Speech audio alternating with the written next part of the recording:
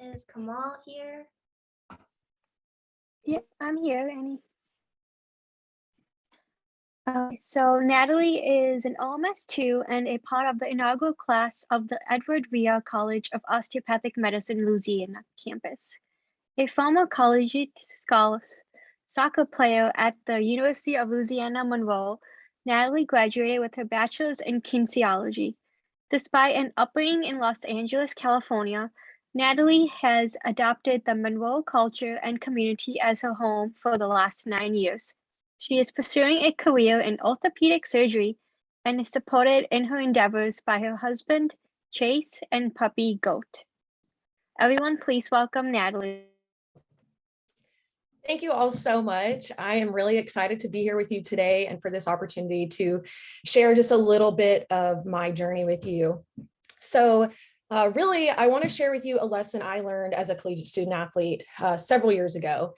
And a disclaimer for everyone is that this lesson does definitely apply to me. I relearn it frequently with recurring life trials. So please know that I'm not trying to single anyone out.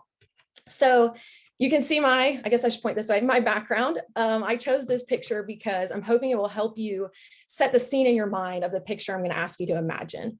So picture 18-year-old me with about 6 more inches of hair and probably at least 25 more pounds of muscle, sweating profusely, which is actually exhibited in this photo, in the middle of a bad Louisiana summer, which if you've not experienced one before, is actual Hades, but probably with more humidity. So picture that same Natalie, right here, okay, standing on the soccer end line with a series of cones standing in front of her and her 22-woman team. 5 cones, each one a progressive 5 yards further away than the one before it, totaling up to 150 yards when ran in a suicide pattern. We called these 150s. So to pass fitness tests, we had to run 10 of these 150s, each under certain time constraints with very minimal rest time in between. And it always felt impossible. So as a freshman, I stood on that line for the first time, just 3 150s in, feeling like I was already done for. There was one girl off to the corner puking. Coaches were yelling out finishing times as individual players were crossing the line. And teammates standing with hands on their head, panting, trying to prevent themselves from buckling over, were trying to shout words of encouragement at one another. So there's absolute chaos going on. I feel physically exhausted. I feel so overwhelmed. I feel mentally like I don't have the mental toughness it takes to be here. What am I doing? Do I deserve this scholarship? Do I deserve to be here right now with a Division I institution? I doubted every bit of that. So I looked at one of my teammates who became one of my best friends with my hands on top of my head, absolutely with no life left in my breath.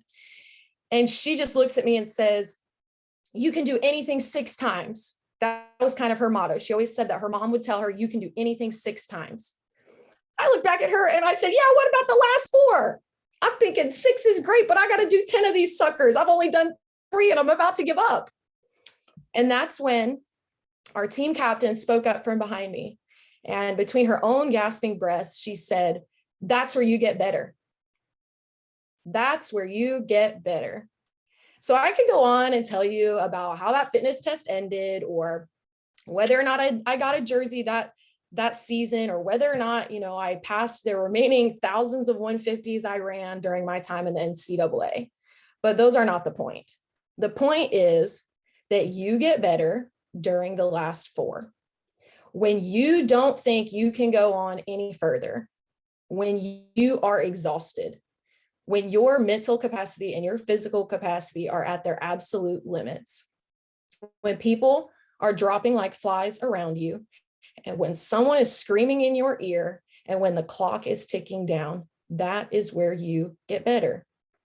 And one of my favorite quotes from kind of an edgy entrepreneur, author, public speaker, Andy Frisella, he says this really, really well, and I'm going to paraphrase. He says, "Every single one of you who is struggling right now, you need to understand this. What you are going through right now is necessary because you are forging the skills, the determination, the grit, the fortitude. You are forging all the things that nobody else is gaining because they're sitting on their hands and you're willing to push through.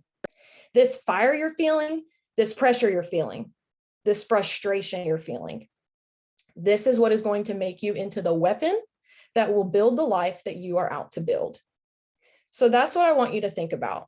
Like I said, this relates to me all the time. And I think we all have opportunities that come in different sizes and shapes that we can apply this to ourselves. When you are struggling through exhausting board prep, or you don't think you're going to get all the material into your brain before a school exam, maybe you're just trying to outlast the last couple weeks of a difficult rotation, or you're trying to push through difficulties in advocacy, like Dr. Ross Lee spoke about. Maybe you're even waiting for a challenging interview.